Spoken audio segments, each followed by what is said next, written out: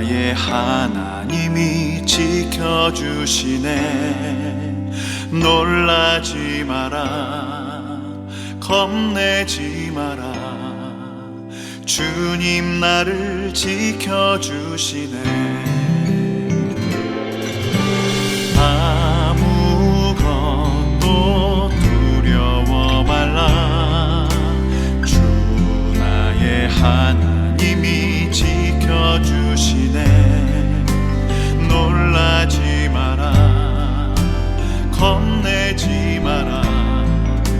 주님 나를 지켜주시네. 내 맘이 힘에 겨워 지칠지라도 주님 나를 지켜주시네. 세상의 험한 풍파 몰아칠 때도 주님 나를 지켜주시네.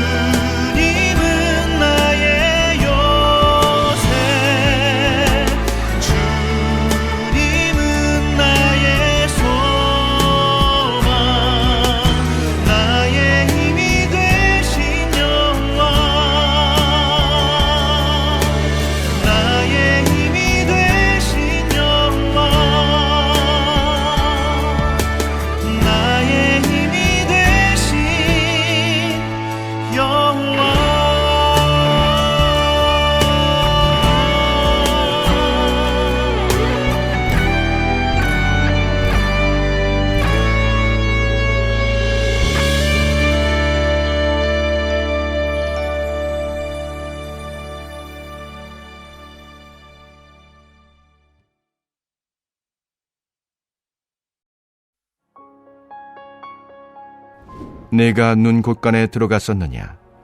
우박 창고를 보았느냐? 내가 환난 때와 교전과 전쟁의 날을 위하여 이것을 남겨두었노라. 광명이 어느 길로 뻗치며 동풍이 어느 길로 땅에 흩어지느냐? 누가 홍수를 위하여 물길을 터주었으며 우레와 번갯길을 내어주었느냐? 누가 사람 없는 땅에 사람 없는 광야에 비를 내리며 황무하고 황폐한 토지를 흡족하게 하여 연한 풀이 돋아나게 하였느냐? 비에게 아비가 있느냐? 이슬방울은 누가 낳았느냐? 얼음은 누구의 태에서 났느냐? 공중에 서리는 누가 낳았느냐? 물은 돌같이 굳어지고 깊은 바다의 수면은 얼어붙느니라. 내가 묘성을 메어 묶을 수 있으며 삼성의 띠를 풀 수 있겠느냐? 너는 별자리들을 각각 제때에 이끌어낼 수 있으며 북두성을 다른 별들에게로 이끌어갈 수 있겠느냐? 내가 하늘의 궤도를 아느냐? 하늘로 하여금 그 법칙을 땅에 베풀게 하겠느냐? 내가 목소리를 구름에까지 높여 넘치는 물이 내게 덮이게 하겠느냐? 내가 번개를 보내어 가게 하되 번개가 내게 우리가 여기 있나이다 하게 하겠느냐? 가슴속에 지혜는 누가 준 것이냐? 수탉에게 슬기를 준 자가 누구냐? 누가 지혜로 구름의 수를 세겠느냐? 누가 하늘의 물주머니를 기울이겠느냐? 티끌이 덩어리를 이루며 흙덩이가 서로 붙게 하겠느냐? 아멘. 할렐루야. 평화의 왕으로 오신 우리 주님을 기대하며 기다리는 소망의 한 주간을 잘 보내고 계신가요? 생명과 구원과 평화의 주님께서 여러분의 삶에 넘치도록 은혜 베푸시기를 주님의 이름으로 축복합니다. 어제까지 우리가 묵상했던 말씀부터 마침내 하나님께서 등장하십니다. 37장에서 엘리후가 전능자를 우리가 찾을 수 없다 하고 말했어요. 우리는 하나님을 찾을 수 없지만 하나님은 우리를 찾으실 수 있었던 것이죠. 어제 말씀해 보면 하나님께서 욥에게 폭풍우 가운데 나타나셨다. 토네이도 같은 바람을 일컫는 거죠. 사람은 토네이도 같은 폭풍 가운데에서는 말조차 할 수 없습니다. 말하기는커녕 서 있을 수도 없을 것이고 바람의 힘에 의해 하늘로 날아가 버릴 것입니다. 하나님께서 폭풍 가운데에서 말씀하셨다 하는 것은 인간과 다른 하나님, 인간의 한계를 초월하시는 하나님을 강조하고 말하고 있는 것이죠. 그러면서 이제 18절까지의 말씀을 통해서 우주를 창조하시고 바다를 주관하시는 하나님에 대해서 증거합니다. 온 우주가 어떻게 형성되었는지 인간은 알지 못하죠. 온전히 하나님의 영역입니다. 인간은 그저 우주의 나이가 얼마인지 추측해서 측량할 뿐이지만 하나님은 우주를 창조하신 분이십니다. 그리고 그의 능력이 얼마나 놀라운지 새벽별들이 노래했고 천사들이 하나님의 창조의 그 신묘막측함에 대해 놀라워했다고 말했습니다. 또한 바다를 창조하신 분도 하나님이시고 바닷물이 지금과 같이 이렇게 모여 있도록 하신 분도 하나님이시고 파도의 크기를 정하신 분도 하나님이시라고 했어요. 그러한 일들에 인간의 역할은 아무것도 없었습니다. 인간은 태풍이 휘몰아치는 바다 가운데 있으면 어쩔 줄 몰라 하는 작고 미미한 존재일 뿐이라는 것이죠. 여러분, 전 세계에서 가장 깊은 바다 아십니까?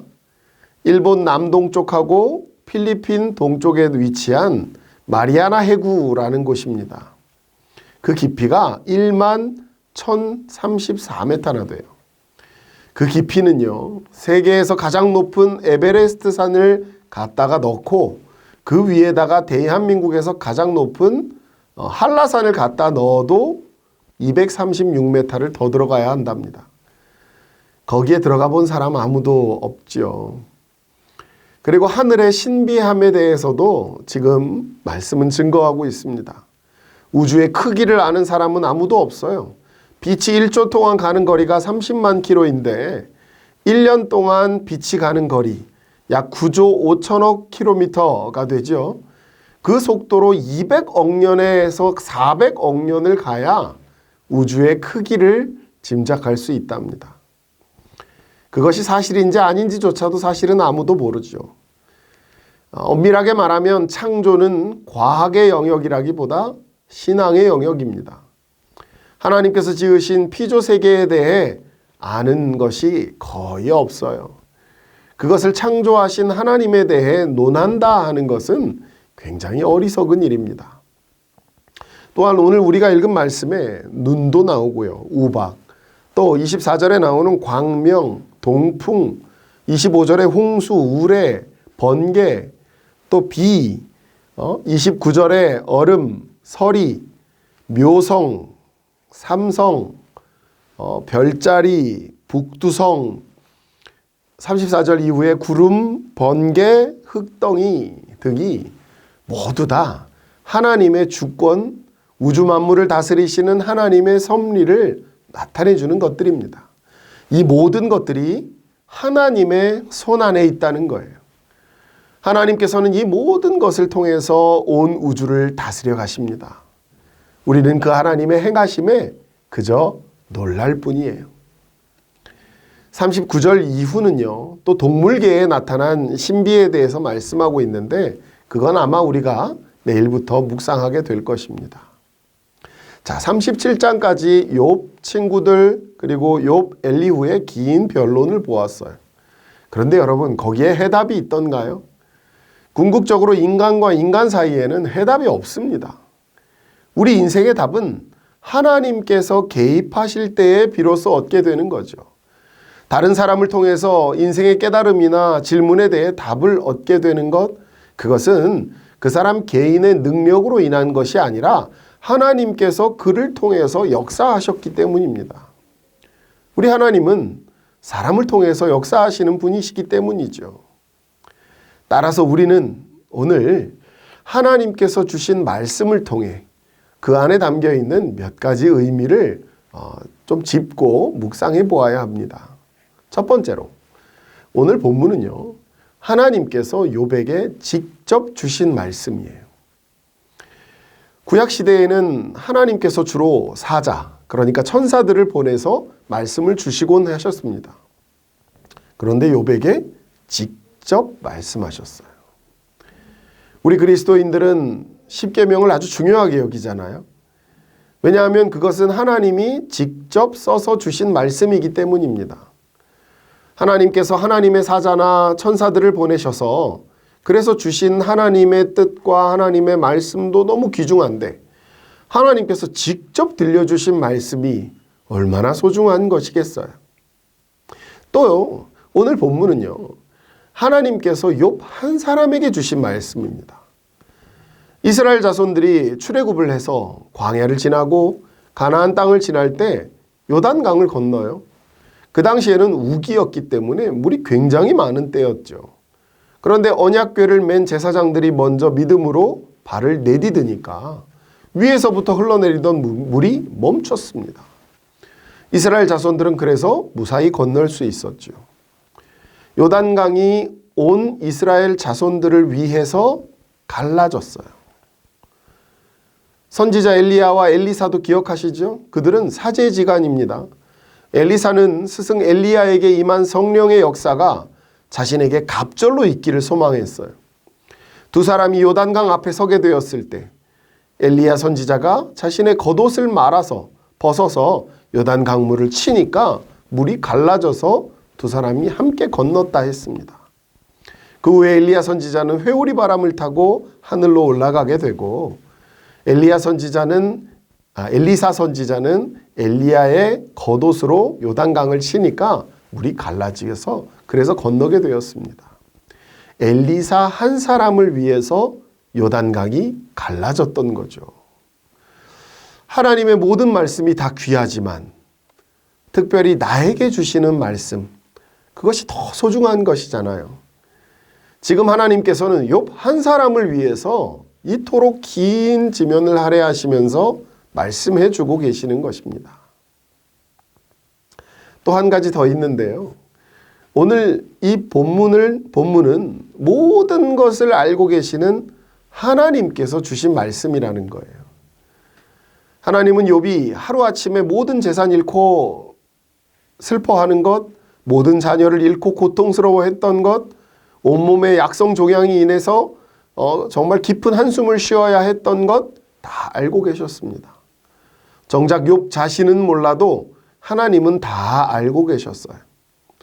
또한 욥의 세 친구들이 자신들의 신념과 신앙으로 욥을 난도질했던 것 또한 다 알고 계셨습니다.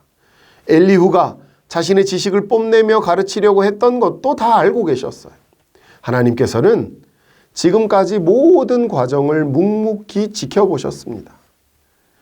그 하나님께서 마침내 말씀하시는 것이기 때문에 욥에게 정말 필요한, 욥을 위한 말씀이었던 것이죠. 여러분, 지금까지 살아오시면서 힘들지 않으셨습니까? 다른 사람에게 이해를 받지 못하기도 하고 오해에 오해가 더해져서 속이 많이 상하신 일들이 있으셨을 거예요.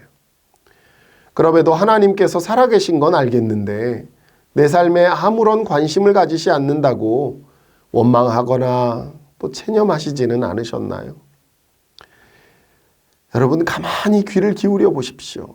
성경을 읽는 것을 통해서 또 말씀을 증거하는 이들을 통해서 주변 사람들의 환경을 통해서 우리 하나님, 우리 각 사람에게 아주 또렷하게 말씀하고 계십니다. 비로소 우리는 확인할 수 있게 되는 거예요. 지금까지의 우리의 삶이라는 것이 매일매일 삶의 색종이를 한 장 한 장 붙여온 것과 같았습니다. 그 색종이들을 통해서 하나님께서 우리의 인생을 놀라운 은혜의 작품으로 만들어가고 계세요. 탁월한 작품으로 하나님 그려오시고 계신 것입니다. 우리의 가정, 우리의 일터, 우리의 삶의 자리, 하나님께서 지금 마음과 정성을 다해서 만들어주고 계시는 선물임 또한 여러분 알게 되실 줄 믿습니다. 오늘 나를 향해서 들려주시는 하나님의 말씀, 그것이 오늘 하루라는 삶의 색종이를 붙임으로 말미암아 여러분 믿음으로 살아가게 되는 복된 하루가 되시기를 주님의 이름으로 축원합니다. 우리 이 시간 말씀을 의지해서 기도하도록 하겠습니다. 말씀이 육신이 되어서 우리 가운데 오신 예수 그리스도의 사랑, 그 은혜, 그것이 내 삶에 다시 부어짐으로 말미암아 다 무너져 있던 모든 삶의 자리가 하나하나 회복되도록 여러분 같이 합심으로 기도하십시다. 또 두 번째는 코로나로 인해 여전히 어려운 상황이지만 한 해의 마무리가 잘 이루어질 수 있도록 특별히 오늘 토요일에 있을 별 따라가는 길을 통해서 주님의 사랑이 잘 전해지고 또 무엇보다 가고 오는 길 안전하게 인도해 달라고 우리 합심으로 기도하시겠습니다.